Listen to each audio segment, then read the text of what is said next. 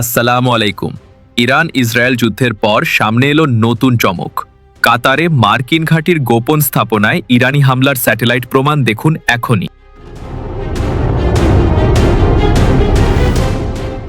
যুদ্ধের পর অনেক কিছু চাপা পড়ে যায়, কিন্তু এবার সামনে এলো এক বিস্ফোরক তথ্য।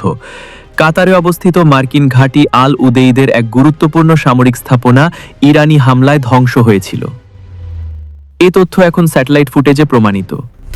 সম্প্রতি সামনে এসেছে একটি উচ্চমানের স্যাটেলাইট ভিডিও ও স্থিরচিত্র, যেখানে স্পষ্টভাবে দেখা যাচ্ছে মার্কিন সামরিক ঘাঁটি আল উদেইদের ভেতরে থাকা একটি গুরুত্বপূর্ণ রাডোম এখন পুরোপুরি গায়েব।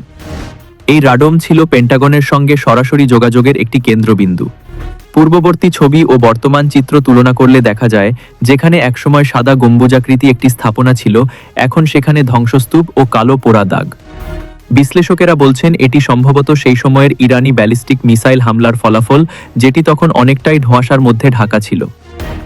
যুদ্ধ শেষ হলেও এমন গুরুত্বপূর্ণ তথ্য এখন সামনে আসায় নতুন করে প্রশ্ন উঠছে। ইরানের হামলার প্রকৃত ক্ষয়ক্ষতি কি গোপন করা হয়েছিল?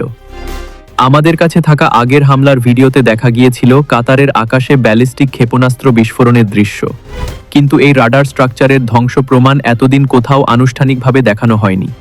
এবার সেটিও প্রকাশিত হলো। এটাই ছিল আজকের মুক্তধ্বনি নিউজের আপডেট। সবাই ভালো থাকুন, নিরাপদে থাকুন। আসসালামু আলাইকুম ওয়া রাহমাতুল্লাহ।